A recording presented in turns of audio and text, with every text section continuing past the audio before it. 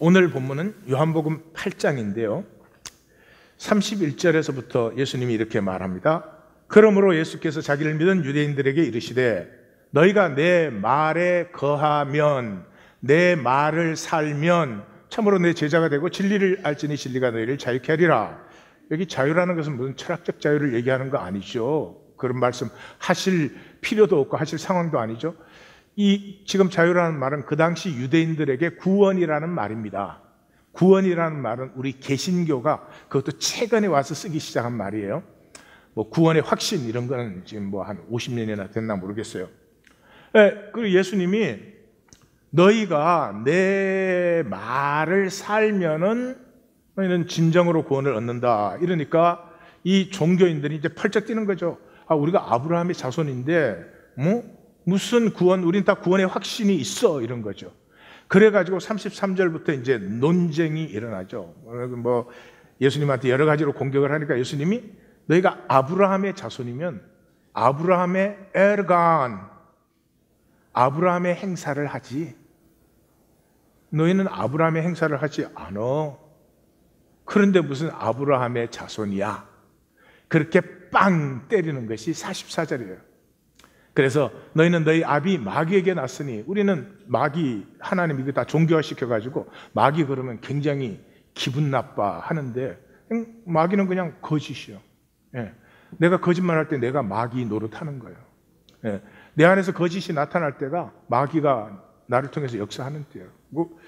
이 종교화시키니까 굉장히 기분 나쁘고 타부가 되어 있는데 예수님 당시는 그렇지 않았어요. 그러니까 편안하게 말씀하시는 거죠. 너희 아비 마귀에서 나서 너희 아비의 욕심은 뭐예요? 거짓이죠. 거짓이 욕심이에요. 욕심이 뭐예요? 나는 항상 좋은 소리만 듣고 싶어. 나는 항상 좋은 일만 생겼으면 좋겠어. 나는 항상 옳았으면 좋겠어. 내가 잘못되면 망가지로 변명해. 아무리 길어도 이유가 다 있어. 욕심, 거짓, 동의어예요. 그걸로 사는 거예요. 그건 처음부터 생명이 없어요. 하나님의 생명을 우리가 받았는데 그 하나님의 생명이 피어나야 되는데 생명이 피어나지 못하게 딱 거짓으로 속여버린 것이죠. 이때부터 우리는 생명의 진실의 삶을 사는 것이 아니라 이 거짓말쟁이를 따라가게 된 것이죠.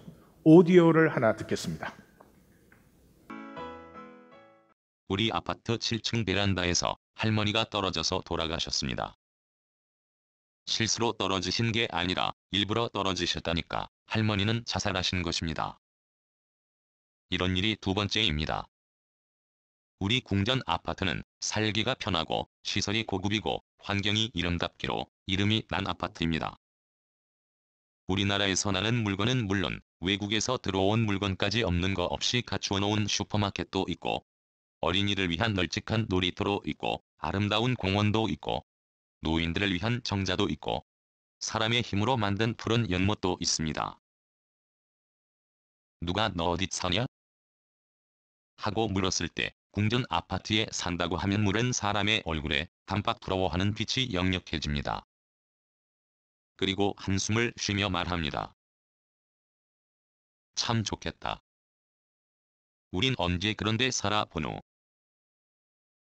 그러니까 궁전 아파트에 살지 않는 사람들은 궁전 아파트에 사는 사람이 행복하다는 걸 아무도 의심하지 않아 봅니다.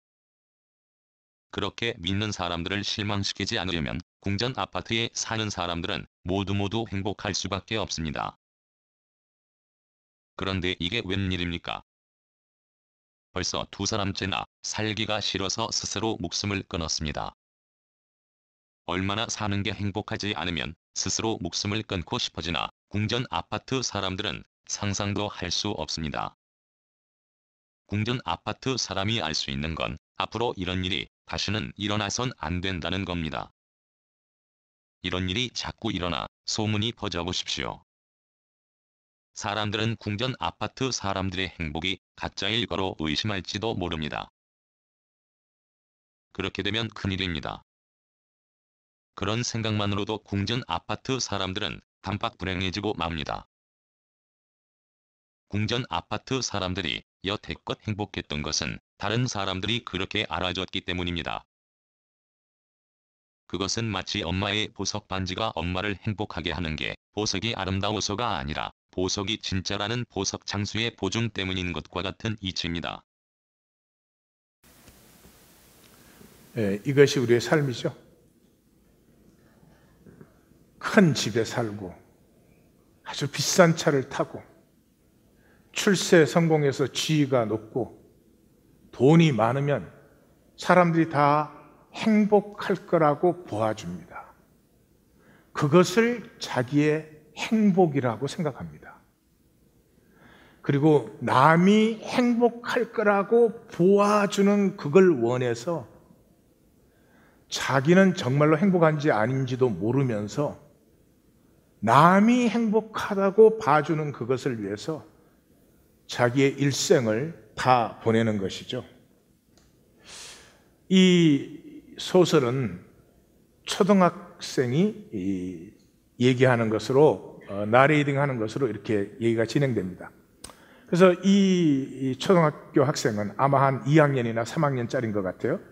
그 할머니가 왜 이 모든 사람들이 궁전으로 보는 궁전 아파트에서 떨어졌나를 알고 있어요. 자기는 분명히 알아요.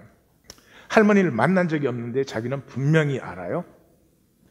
그래서 대책 회의를 갔어요. 그걸 말해주려고. 근데 어른들이 그저 이 소문 나가면 아파트 값 떨어진다, 그놈의 것만 의논하라고 입도 못 벌리고 쫓겨나왔어요. 자기가 왜 그것을 아는가 하는 것을 얘기를 합니다. 자기가 그것을 아는 이유는 이렇습니다. 자기가 아직 학교를 들어가기 전입니다. 형하고 누나는 이미 학교를 다니고 있었어요. 그래서 어버이날이 돼서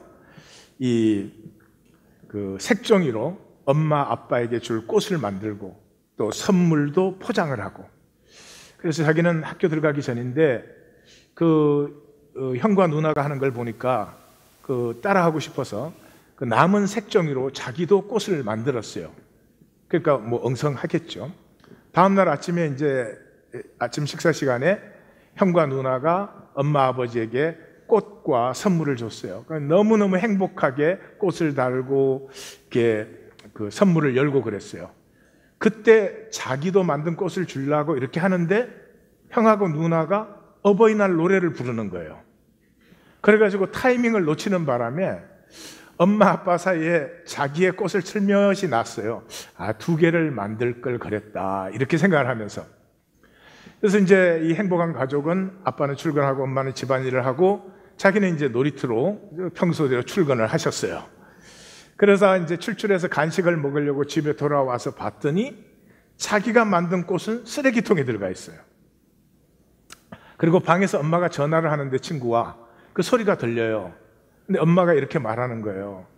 나 원 셋째를 낳는 바람에 꼼짝도 못하고 살아. 그리고 이 아파트에서는 하나 아니면 둘이지 셋은 없어. 창피해서 못 살겠어. 그러면서 이 셋째만 없으면 내가 얼마나 자유하겠어. 내가 부러운 게 뭐가 있겠어, 이런단 말이죠. 그래서 이 아이는 엄마가 자기를 사랑하는 줄 알았는데 엄마가 자기를 그렇게 정말 없어졌으면 그렇게 생각하는 걸 몰랐어요. 그래서 이제 옥상으로 올라갔어요. 옥상으로 올라갔는데 옥상에서 낮으니까 좀 떨어지기가 무섭고 또 핑계를 대요. 혹시 떨어져도 낮으니까 사람들이 보고 치료를 하면 다시 살아날까 봐. 그래서 밤에 떨어지기로 결심을 하고 그 옥상에서 쭈그려서 있는데 해가 지니까 이 가로등이 들어와요. 가로등이 들어오는데 보니까 그 옥상에 민들레꽃이 피었어요. 그 옥상은 타일을 깔았으니까 민들레가 필 수가 없죠. 그래서 정말인가 하고 보니까 이게 정말 민들레인데 너무너무 작게 피었어요. 왜냐 그러면 그 타일이 깨어진 데 먼지가 좀 쌓여서 거기에서 피어난 거예요. 그 자리에서도 민들레기 때문에 민들레로 피어난 그 노란 자기 단추만한 꽃을 보면서 이 아이가 부끄러움을 느꼈어요. 그래서 다시 내려왔대요. 오디오를 또 들어보겠습니다. 나는 집으로 돌아왔습니다. 온 가족이 나를 찾아 헤매다 돌아와서 슬피 울고 있었습니다. 엄마는 나를 껴안고 엉엉 울면서 말했습니다. 아무 일도 없었구나. 막내야. 만일 너에게 무슨 일이 있으면 나도 살아있지 않으려고 했다. 엄마는 내가 무사히 돌아온 것만 반가워서 말없이 집을 나간 잘못에 대해선 나무라지도 않았습니다. 나 역시 엄마의 잘못에 대해서 말하지 않았습니다. 엄마가 나를 사랑하고 나를 필요로 한다는 것을 안 것만으로 충분했습니다. 그 일도 그렇게 끝났습니다. 우리는 필요한 존재이고 싶어 하죠. 그 할머니 방에는 냉장고에 없는 것이 없고, 그 할머니 돌아가시는 바람에 옷을 기증했더니 그 요양원에서 10명이 돌아가실 때까지 입어도 다 입을 수 없는 옷을 기증을 했다, 뭐 이런 얘기들이 나와요. 그런 것으로 살지 않아요. 필요한 존재인 거예요. 성도님들은, 나는 이 하나님의 역사에서 하나님은 분명한 목적과 뜻을 가지고 분명한 시간에 나를 창조하셨고 분명한 자리에 보내셨습니다. 그때 우리는 행복합니다. 나는 내가 있어야 될 자리에 나로, 민들레면 민들레로, 장미면 장미로 내가 피어나면은 그 나는 만유와 하나가 되고 만유와 통합니다. 우리는 원래 하나님 안에서 하나였거든요. 하나였거든요. 말씀을 느끼기 시작하면, 하나님의 말씀을 지식으로 아는 게 아니라 말씀이 내 생명에 스며들기 시작하면 나는 왜 이 자리에 이 모습으로 있는지를 알고요. 그것으로 충분합니다. 왜냐 그러면 하나님이 창조하신 자리에 하나님이 창조한 내가 되므로 만유는 나와 통하고 나는 만유를 누리고 만유는 또 나를 누려줍니다. 이게 얼마나 복된 일인지 모릅니다. 이 얘기를 하고 싶었던 사람이 있었습니다. 누가입니다. 우리는 누가의 엠마오 이야기를 같이 나눴습니다. 이 엠마오 이야기에는 누가가 무엇을 안타까워하는지, 왜 교회가 이렇게 무기력하게 되었지? 그 다음에 누가가 보여주고 싶어하는 거예요. 얼마나 아름답고 복된 일과 삶을 우리에게 하나님이 여셨는데 왜 인간은 다시 그 무기력한 자리로 돌아가려고 하는가? 엠마오에서 예루살렘까지 십자가까지 왔던 사람들이 왜 다시 엠마오에 내려막기를 가고 있는가 하는 것을 우리에게 나누어 주고 싶어 합니다. 누가복음 시작하자마자 1절에 우리 중에 이루어진 사실들에 대해서 2절 많은 사람이 기록을 했습니다. 3절 그런데 내가 그 모든 일을 근원부터 자세히 미루어 살펴서 차례대로 다시 전합니다. 왜? 그 배운 바의 확실함을 알게 하기 위해서. 누가는 이것을 증거하는 그 시대의 교회가 이미 무기력해지고 있는데 그 무기력함이 자기들은 안다고 생각을 합니다. 근데 아는 것이 아니고 대충 아는 것입니다. 지금 기독교가 아는 것은 정답을 알아요. 교리를 알아요. 정답이라고 하는 것은 굉장히 큰 덩어리입니다. 그거 알아야 소화가 되지 않아요. 이게 어떻게 소화가 돼야 내 세포와 혈관에 스며들어서 이 말씀이 나의 에너지가 되는지, 어떻게 말씀이 나를 통해서 에르간, 삶으로, 나의 행위로, 몸으로 사는 삶으로 나타나는지 그걸 누가는 전해주고 싶어요. 그래서 시작이 부활하신 주님이 동행하는데 알아보지 못해요. 다시 말해서 기록하고 있는 당시 교회가 임재를 알지 못해요. 그 다음에 나사렛 예수에 대한 지식과 정보를 다 알고 있어요. 정답을 다 알고 있는데 삶은 무기력해져요. 무기력해요. 이유가 뭐냐? 고난을 받을까 두려워서. 쉽게 말하면 편하게 사는 것이 목적이 되어버렸어요. 여러분, 편하게 살려고 하면은 우리의 의식 수준이 바닥으로 떨어집니다. 왜? 모든 것이 문제니까요. 조금 아파도 문제, 어디 가는데 트래픽 걸려도 문제, 삶의 모든 것이 문제예요. 편하려면 모든 것이 내 뜻대로 돼야 되는데 내 뜻대로 안 돼. 편하려고 하면은 모든 것 이전에 의식 수준이 낮아져 버립니다. 어둡고 아프고 악한 세상에 저항성이 없어져 버려요. 편하려니까 따라갈 수밖에 없어요. 싸울 수가 없어요. 선한 싸움 그런 거 없어요. 달려가야 될 길 없어요. 그저 잘 먹고 잘 살았으면 좋겠지 내가 도착해야 될 곳이 없다고요. 지켜야 될 믿음도 없어요. 그저 교회 다니면서 종교행위를 하는 것이지 지킬 믿음이 없어져요. 그러한 당시의 사람들이 어떻게 전환되는가? 무엇이 이 무기력한 사람들을 가슴 뜨거운 사람들로 전환시키는가? 그것을 누가는 우리에게 전해주고 싶어요. 두 가지예요. 하나는 디알레고마이. 디알레고마이라고 하는 것은 자세히 풀어주시더라 하는 단어예요. 자세히 풀어주시더라. 이것은 단순히 성경 공부나 설교를 얘기하잖아요. 성경 공부나 설교에는 디알레고마이가 없어요. 네, 좀 이따 제가 말씀드릴게요. 왜 없는지는. 하여튼 디알레고마이가 회복되고 이 디알레고마이가 단순히 십자가가 뭐다라고 하는 것을 전하는 것이 아니라 떡과 잔을 나누는, 가족이 뭐예요? 음식을 같이 먹는 사람들이죠. 이때 떡과 잔은 음식을 같이 먹는 것입니다. 그 홀리 커뮤니언, 성찬. 성찬은 성경에 없어요. 4세기 기독교 이후에 만들어진 것이죠.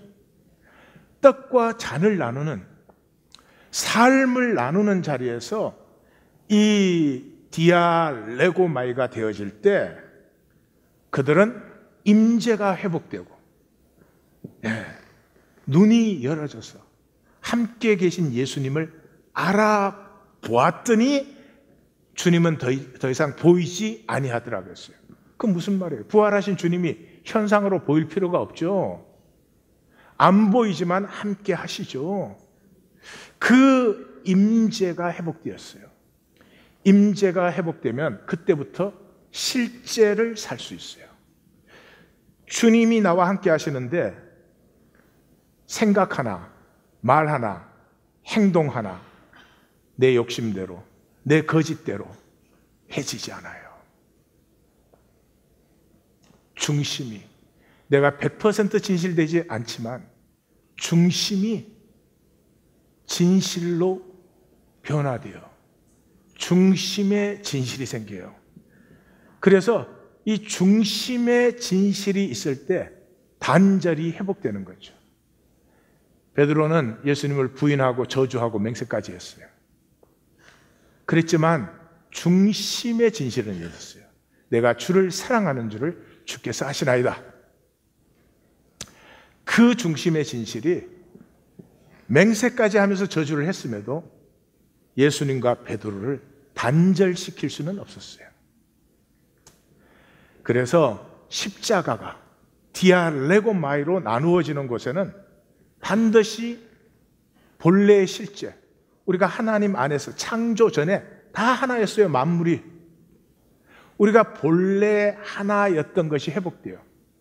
지금은 사실은 지금도 하나님이 무소부지하시고 함께 하심에도 불구하고 우리는 마치 하나님이 계시지 않는 것처럼, 우리는 마치 단절된 것처럼 서로 생각하고 행하고 그래요.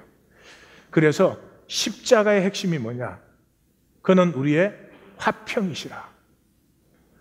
둘로 하나 되게 하셨고 원수된 것과 막힌 담을 허시고 이 둘을 한 몸으로 화목게 하시고 원수된 것을 십자가로 소멸하셨다. 이 에베소서 2장은 이게 계속됩니다. 제가 중심 두 구절만 적은 것이죠. 이것이 우리의 삶의 원리입니다. 우리는 우리의 삶이 원수됨을 전제로 사는 것이죠. 우리 지금 이 세상의 우리의 삶의 원리가 하스피탈리티가 아니에요. 환대가 아니에요. 적대예요. 지금 세상은 환자가 의사한테 가면 의사가 제일 신경 쓰는 게 뭐예요? 이 환자가 나을까? 아니, 그거 이전에 이거 잘못했다가 수 당하는 거 아닌가? 그래서 별 필요 없어 보여도 수 당하지 않으려고 검사를 많이 시켜요. 그래서 검사하다가 병이 더 들어. 환자는 또 어떻게 생각을 해요? 아니, 내 병을 고쳐달라고 갔으면 신뢰를 해야 되는데 저 진료비 많이 받으려고 쓸데없는 사진을 또 많이 박는 거 아닌가?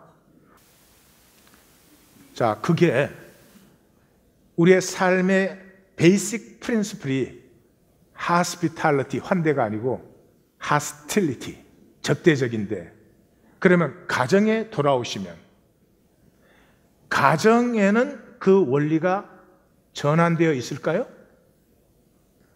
아니요. For the survival, 서로가 필요해요. 그렇지만 자극이 딱 되면은 숨겨진 프린시플이 탁 나타납니다. 이것은 삶을 사는 방법이 아닙니다. 이렇게 살아서는 정치, 경제, 문화, 뭐가 아무리 발전된다고 해서 우리가 정말로 각자가 하나님의 형상으로 창조되었는데 그 하나님의 형상이 자라나는 그런 삶을 우리가 살 수는 없는 것이죠.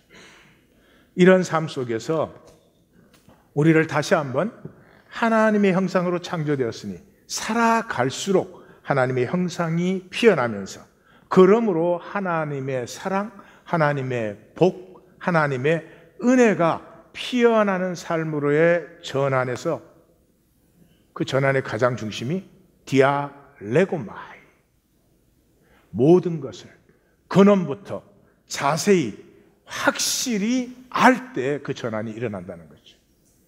그 디알레고마이는 이런 것이에요. 바울이 조금 이따 설명드리겠지만 1차 전도 여행에서는 디알레고마이가 나오지 않습니다. 2차 전도 여행에서부터 디알레고마이가 나옵니다. 1차 전도 여행에서는 온 시민이 다 모이고 안식일 날 말씀이 끝나니까 또 와달라고 청했대요. 그런데 믿는 사람은 많았지만 교회는 세워지지 않았어요. 오늘 마찬가지입니다. 이 기독교 안에 믿는다는 사람이 참 많습니다. 그러나 진정한 교회는 세워지지 않고 있습니다.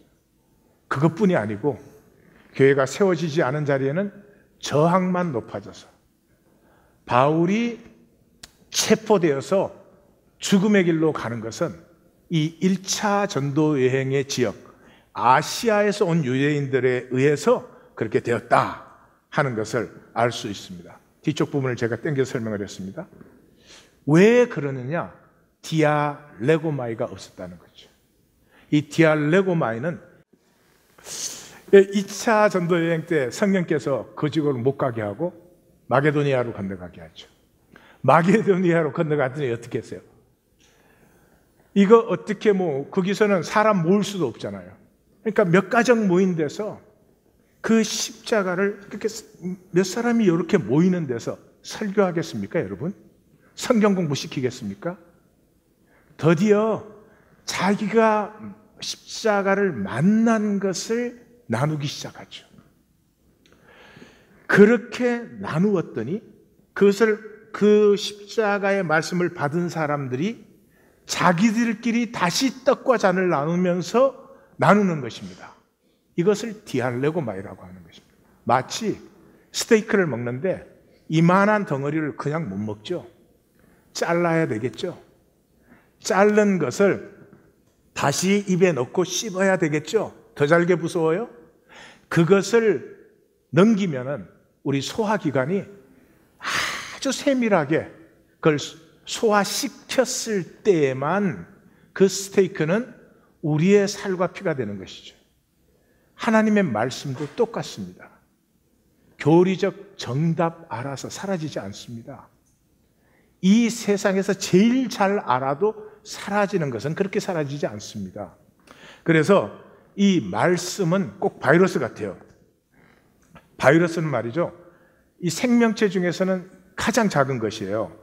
그래서 이 바이러스에 대해서는 지금 우리 의학과 과학이 이렇게 발달되었어도 모르는 것이 아는 것보다 훨씬 더 많습니다. 사실 바이러스는 전혀 모르는 것이죠. 그 사이즈가 세균이나 박테리아보다 몇백 배가 작습니다. 그래서 너무 작아서 이게 죽었다 살았다라고 말할 수가 없어요. 그래서 바이러스는 생물과 무생물의 중간이다, 그렇게들 표현을 하죠. 근데 이 바이러스는 말이죠, 너무나 작기 때문에 유지 에너지가 거의 필요하잖아요. 그래서 이 바이러스가 자기가 살아남을 수 있는 환경이 아니면 보호막을 딱 친 다음에 수천 년을 그대로 살아있을 수 있어요. 견딜 수가 있어요. 수천 년을. 근데 이 바이러스가 참 재밌어요. 숙주세포가 바이러스를 받아줄 때만 역사할 수 있어요. 숙주세포와 상관없이 자기가 뭘 할 수가 없어요. 그리고 이 바이러스는 증세만 만드는 게 아니라 세포 체계의 근본 변화를 만들어요. 저는 이 바이러스 이 얘기를 들으면서 저게 말씀인데 숙주세포가, 이 몸이 말씀을 받아들여야만 돼요. 단순히 나를 이용하는 게 아니라 내 말씀은 삶 자체를 나를 새롭게 하는 거죠. 그래서 이 말씀이 세밀화되어서 내 머리로 알거나 이해하는 게 아니라 내 존재 전체에 스며들게 하는 것을 디알레고마이라고 한다. 옆에 분에게 디알레고마이. 예. 자, 그래서 이 사도 바울의 1차, 2차, 3차 여정과 로마로 가는 길에서 우리가 만나는 것은 1차 여정에서는 왜 그렇게 놀라운 역사가, 큰 역사들이 일어났는데도 교회가 세워지지 않았나? 바울의 애고가. 그는 분명히 말씀을 아는 사람이었습니다, 이제. 그는 분명히 십자가의 정인이었음에도 불구하고 그의 애고가 다스려지지 않았습니다. 어쨌든 이 1차 전도 여행에서는 바울의 애고가 다스려지지 않은 것을 봅니다. 마게도니아 건너가면서부터 말씀 전하면 잡혀가고 핍박받고 밤중에 도망하고 하면서부터 이제는 자기가 정답 멋있게 잘 말한다고 되는 것이 아님을 알죠. 사도 바울이 도망가고 해서 고린도에 왔잖아요. 고린도에 왔는데 그 고린도에서 그러죠. 그 도착했을 때 내가 심히 두렵고 떨고 약하였다. 입만 열면 복음을 전하던 사도 바울이 복음을 전하지 못했어요. 그래서 하나님이 그 마게도니아 교회를 살피도록 보낸 실라와 디모데가 도착을 했어요. 근데 도착했는데 전하는 소식이 얼마나 아름다운 교회가, 마게도니아와 아가야까지 그 아름다운 소문이 번진 교회들이 너무나 싱싱하고 건강하게 피어나는 모습을 전합니다. 여기가 바울이 다시 한번 거듭나는 장면이죠. 자기가 정답 멋있게 말해서가 아니고요. 자기가 가슴으로 나누어진 그것을 저들이 떡과 잔을 나누면서 서로의 가슴 속에서 스테이크를 자른 것을, 이로 씹은 것을 다시 소화기관이 세분화시켰을 때 그 십자가가 저들의 삶을 통해서 성육, 에르간, 몸의 삶으로 나타나는 것을 드디어 만났습니다. 그때 환상 중에 주님이 그러잖아요. 두려워하지 말고 전해라. 이 성중에 내 백성이 많다. 여기서부터 이제 사도 바울의 디알레고마이가 시작되면서 교회들이, 그 교회 하나가 많아야 20명 모이면 많이 모였죠. 그 교회들이 사도 바울이 로마에서 죽기까지의 동역자 교회들이 되고, 이 로마의 전성기에 로마를 뒤집어 엎는 그런 교회들이 된 것이죠. 이 사도 바울의 사역은 에베소에서 마감을 하죠. 그 에베소에서 끝나는 장면을 보시면 이 사역의 결론은 마술이냐 말씀이냐. 지금도 우리는 이 두 개 중에 선택하고 있는 것입니다. 마술이냐 말씀. 나는 마술 같은 거 안 믿는데. 예? 아닙니다. 우리는 마술을 믿어요. 이 세상은. 예? 은장색 데메드리오가 뭐라고요? 이 사람들이 우리의 풍족한 생활을 위협한다. 이 세상 마술의 핵심은 여기에 있어요. 풍족한 생활. 그래서 오늘 미국은 그거 하나밖에 없잖아요. 주식시장, 마켓 God. 주식시장만 잘 되면 다 되는 거예요. 시장만 좋으면 다 좋은 거예요. 거기에 대해서 복음은 아니라는 거죠. 말씀이 우리의 영혼에 스며드는 세미한 말씀이 되었을 때, 이것에서 하나님의 형상으로 창조된 우리가 하나님의 형상으로 피어나는 생명의 실제를 누리는 것이다. 이 실제 누림, 이 실제를 누릴 때 권세가 있습니다. 요한복음 7장에 보면은 예수님은 배우지 아니하였거늘 나와요. 예수님 배운 적이 없어요. 그런데 그 말씀에 권세가 있었죠. 그 말씀의 권세가 어디에서 나왔습니까? Yes면 yes, No면 no로 사는 것입니다. 다시 말씀드립니다. 아무리 공부를 많이 하고 아무리 출세 성공을 했어도 거짓은 권세가 없어요. 잠시 있는 것처럼 보일 수 있지만 아닙니다. 속으로 떨려서 안 돼요. 예수님이 말씀하실 때 놀랐어요, 무리가? 권위가 있었어요? 왜? 예수님은 예스면 예스고 노면 노예요. 그렇습니다. 그렇게 살면은 그 신실함이 우리의 존재의 권세를 만드는 것이죠. 대단한 것 아닙니다. 예스여서 예스라고 하는 게 별 대단한 게 아닌데 우리는 습관이 되었어요. 습관이 되었어요. 거짓말할 필요가 없는 것까지도 거짓말을 해요. 늦게 출발했습니다. 그러면 되는데 지금 곧 도착합니다. 이래요. 이 어투가 많이 해본, 뭘 또 고개를 끄덕끄덕 하시고 그러십니까?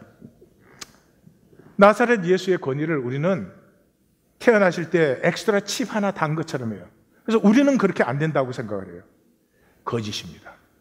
우리 모두는 하나님의 형상으로 창조되었고 예수님 안에 있는 생명이 우리 안에도 있고, 하나님이 예수님에게는 A급 생명 주시고 우리에게는 C급 생명 주시지 않았습니다.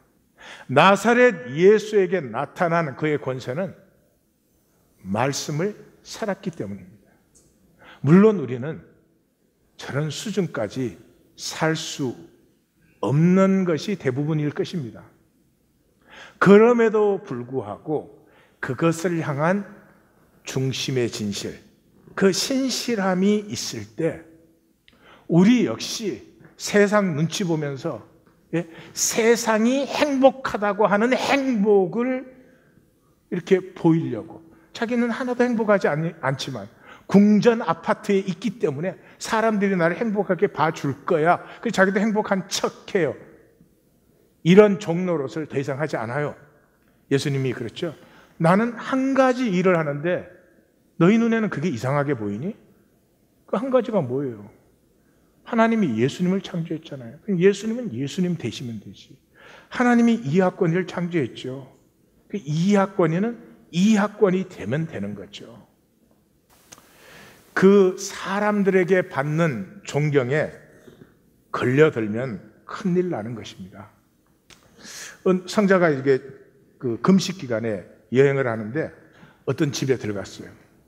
집에 들어갔는데 마을 사람들이 이제 다 몰려왔어요. 그 훌륭한 성자를 보려고. 그래서 막 울타리마다 눈이 빼곡한 거예요. 예.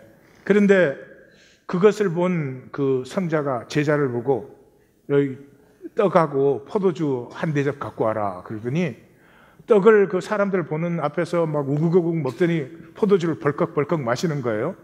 침 넘기지 마세요. 그 사람들이 보고 아우 저게 뭐 대단한 성자라더니 저게 다 가짜구나 그러고 다 떠나갔대요. 그러니까 성자가 그랬대요. 아이고 참 편하다. 남에게 존경받아요? 그 받는 존경에 나를 맞춰줘야 되잖아. 그런 사람인 척 해야 되잖아요. 말 한마디 하려고 해도 진실을 말 못하고 그 예상에 나를 맞추려고 하잖아요. 그런 것이 아니라는 거죠. 성경은 전혀 다릅니다. 하나님이 이하권위를 만드셨으면 이하권위는 이하권위가 되면 되죠. 남보다 잘나야 되는 것도 아니고 뭐 일부러 못나야 되는 것도 아니고 민들레면 민들레, 장미면 장미가 되는 것이죠. 일본에 후타바야마라고 하는 그 스모의 신이라고 불립니다. 스모의 신이라고 불리는데 이 사람은 스모계의 마이클 조던 같은 사람이에요. 이 후타바야마가 69연승을 해서 스모의 신이라고 불리는데 70승에 실패했어요. 왜냐 그러면 이 70승을 달성해야 되는데 달성하지 못하면 어찌 이런 불안 염려가 들어오니까. 근데 그 지고 나서 이제 그랬죠. 나는 나 자신에게 이기지 못했다.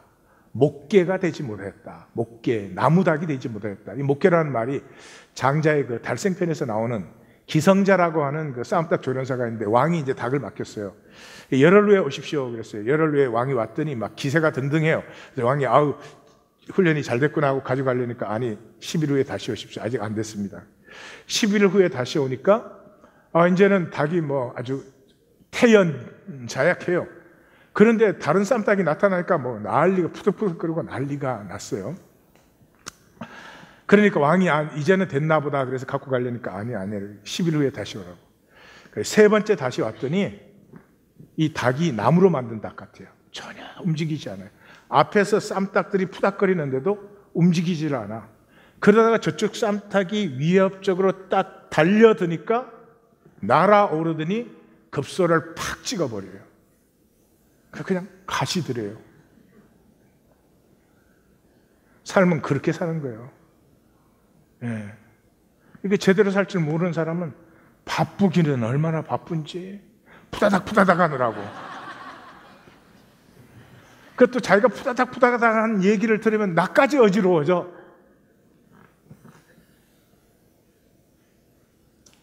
이렇게 말을 했어요. 무심으로 생각이 없어지면, 무심으로 상대의 눈만 바라보면 몸이 동물처럼 반응해요. 운동하는 사람은 생각이 들어오면 망하는 거예요. 야구 선수가 히트를 쳐야 된다 그러면 끝난 거예요. 공이 오는 것과 자기 몸이 그걸 반응하는 것이 그냥 자연스럽게 어우러져야 되는 것이죠. 그냥 자기가 되는 것이에요. 그 자리에 자기 자신으로 되는 거죠. 이것은 가장 쉽기 때문에 어렵습니다. 우리는 다 뭔가 돼야 되거든요. 뭔가를 해야 되거든요. 여기에 우리는 다 망해 있어요. 하나님이 나를 창조하셨고 그 하나님 안에서 안식하는 법을 몰라요. 우리 성경은 모든 생명의 출발은 안식에 있어요. 그래서 안식으로 시작하는 거잖아요.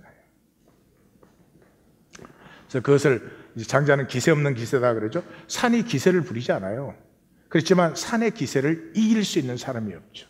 산은 산으로 묵묵히 있는 것이죠. 네. 그래서 교회됨이라고 하는 것은 본래 하나님이죠. 우리는 하나님 안에서 우리와 만물이 하나였습니다. 거기에서부터 나왔잖아요. 그러니까 우리에게는 하나님의 형상이 있고, 하나님의 형상이 있다는 것은 하나님의 유업과 권세와 아름다움과 신비가 우리 안에 있어요. 이것은 우리는 거짓된 존재이기 때문에 십자가를 만나면 디아레고마이, 이 말씀이 머리로 이해하는 정답이 아니고요, 내 존재의 십자가가 부딪혀 스며들기 시작하면 어찌할꼬. 삶을 돌이킨다는 것 쉽지 않습니다. 부흥회 때 손 들고 나가면 돌이켜지나? 아닙니다. 그래서 이 내 존재의 체질 자체가 예수님이 말씀하는 것처럼 이 세상을 따라 거짓된 체질을 갖고 있던 내가 그 십자가의 말씀의 신실함으로 전환되는 것은 무슨 대단한 깨우침을 갖든지 대단한 지식을 갖든지 지혜를 갖든지 그런 데 있는 것이 아니고, 떡과 잔을 나누는 이 코이노니아 안에서 나누어지는 디알레고마이, 증거받은 말씀을 내 안에서 씹고 또 씹고 묵상하고 묵상하면서 이것이 나에게 스며들기 시작하고, 그것을 너와 나누면서 그것은 더 세분화되어서 우리의 삶 속에 스며드는 말씀이 될 때 그게 교회입니다. 조직이 아니고요, 프로그램이 아니고요, 이게 무슨 일을 벌이는 게 아닙니다. 말씀을 인격적으로 만나고 인격적으로 나누어지면 우리는 거기서 십자가를 만납니다. 심판을 만나죠. 진노가 없는 사랑은 가짜죠. 내가 잘못되고 있을 때 그것에 대한 분노가 없다면 그 부모의 사랑은 진짜 사랑이 아니죠. 가짜 부모는 그러겠죠. 결과만 어떻게 되면 된다. 그렇지만 내가 내 인생을 잘못 살고 있을 때 사랑하기 때문에 그것에 대한 분노가 있죠. 심판을 만나야 하나님의 사랑을 만나죠. 지금 기독교에는 심판 없는 사랑, 머리로 이해가 가요. 하나도 실제로 느껴지지 않아요.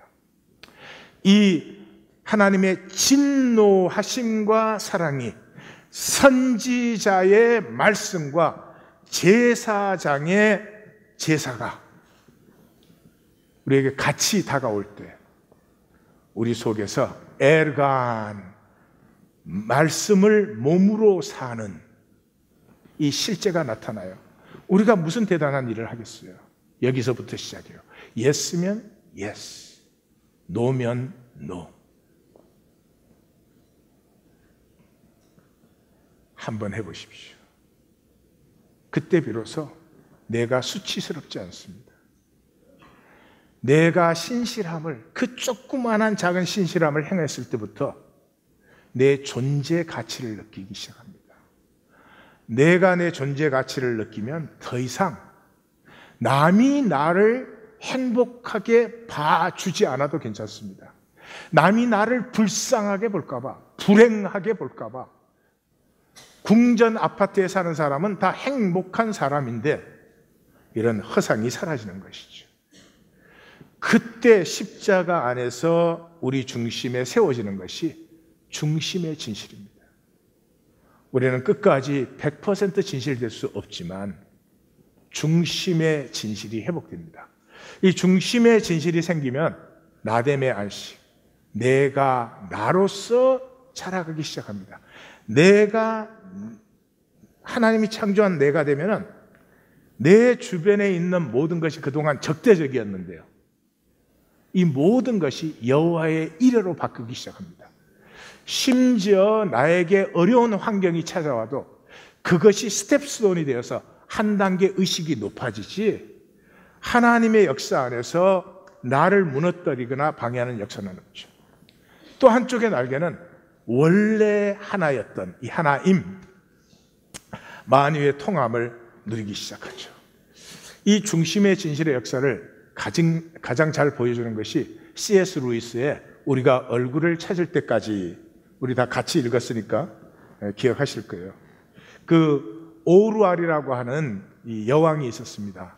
이 오루알이라고 하는 여왕은 얼굴을 베일로 가리고 삽니다. 이 얼굴이 부끄러운 얼굴이기 때문에, 우리의 얘기예요. 우리 가리려고 삽니다. 예? 열심히 일하고 성공하고 돈 벌려고 하는 거, 그러면 가려지기 때문에. 그래서 정말 열심히 살았습니다. 열심히 살고, 그 열심히 사는 것 중에 최고는 자기 동생인 푸시케를 정말로 사랑했습니다. 그래서 이제 한평생을 다 살고 자기 왕위를 자기가 그렇게 좋아하지 않는 여동생 레드발의 아들에게 왕위를 물려주고 자기는 이제 여행을 떠났습니다. 여행을 쭉 즐기는데 마지막 마을에 도착했는데, 그 마지막 마을에서 신하가 하나가 생겼어요. 새로운 신하가. 푸시케라는 신이에요. 자기 여동생이에요. 근데 그 신하의 내용은 이 푸시케가 그 언니에게 핍박과 고난을 받고 그 어려움을 겪은 뒤에 이렇게 여신이 됐다는 거죠. 그래서 이 오루알이 막 너무 화가 나는 거예요. 난 내 일생을 다해서, 다른 건 몰라도 내가 이 왕국을 이렇게 아버지한테 물려받아서 훌륭하게 세우고 뭐 그런 건 둘째치고, 푸시케만큼은 나의 모든 것을 다해서 내가 사랑을 했는데, 아니 어떻게 푸시케가 나에게 핍박을 받아서 죽고 저렇게 가련한 여신이 되었다니, 이거는 안 돼. 더 이상 신을 허용할 수가 없어. 그래서 돌아와서 신을 고발하는 고발장을 썼어요. 예? 신이라는 건 불필요한 존재다. 있어봐야 방해만 되고 왜곡만 시키고. 그래서 그 고발장을 들고 이제 신을 고발하러 갔어요. 고발하러 갔더니 신이 나타나요. 그래서 신께서 오신다, 오루알을 심판하러 오신다, 그리고 어나운스먼트가 팍 퍼져요. 그 순간에 그 여동생 푸시케가 손을 잡아주지 않았으면 주저앉을 뻔했어요. 신 고발은커녕 신 나타난다는 소리에. 그리고 신이 딱 나타나니까 자기 생애가 필름처럼 쫙 지나가요. 근데 자기가 이렇게 베일로 가리웠던 그 실제가 아니고 진짜 자기 중심에 있었던 실제가 나타나요. 근데 레드발은, 그 여동생은 항상 게으르다, 쟤는 아무것도 제대로 하지 않는다, 그렇게 원망만 했는데, 다시 보니까 그 자기 어머니가 죽고 그 자기 여동생이 자기를 제일 의지해야 되고 의지하고 싶어 할 때 그 푸시케를 낳다가 죽었잖아요. 그 푸시케가 너무 예쁘고 사랑스러워서 이 레드발은 쳐다보지도 않은 거예요. 그러면서 저게 맨날 잘못됐다고 한 거예요. 항상 나를 보고 잘못됐다 그러잖아요. 그 다음에 이제 여우 선생. 그 여우 선생도 자기가 평생에 그렇게 사랑하고 아꼈다고 생각하는데, 보니까 그 전쟁 때 그리스에서 포로로 잡혀온 철학자 아니에요. 그 마지막 때는 정말 자기가 고향에 돌아가서 가족들을 만나고 싶어 하는데, 그때가 자기 왕국의 제일 중요한 때여서 보내주지 않은 거예요. 그 다음에 바르디아, 그 왕국의 가장 훌륭한 장군, 이 왕국을 이렇게 강성한 그 제국으로 이렇게 세운 그 바르디아 장군도 자기가 사랑했죠. 사랑했지만은 어떤 남녀의 관계를 맺은 건 아닙니다. 자기는 정말로 깨끗하게 그렇게 했다고 생각을 하는데, 다시 보니까 그 바르디아에게 자기의 어떤 그 페이버리티즘을 이용을 해서 껍질만 남기고 그 생애를 다 빨아먹은 여자가 자기요. 마지막으로 푸시케. 그 푸시케가, 당연히 푸시케를 사랑한다고 생각했지만 푸시케가 신의 신부가 될 때 단순히 나 외에 누구도 푸시케를 가져서는 안 돼. 나 외에 누구도 푸시케를 사랑해서는 안 돼. 그 이유 때문에 그 푸시케가 가는 길이 구원의 길인데 그걸 자기가 다 방해했어요. 삶 전체가 거짓이었어요. 그런데 그 오르알이 구원을 받아요. 왜? 딱 한 가지가 있었어요. 정말로 중심의 진실이었어요. 자기는 자기가 정말 푸시케를 사랑하는 길이라고 생각했어요. 정말 바르디아를 진정으로 사랑해서 저 사람은 장군으로 서야 될 사람이라고 생각을 했어요.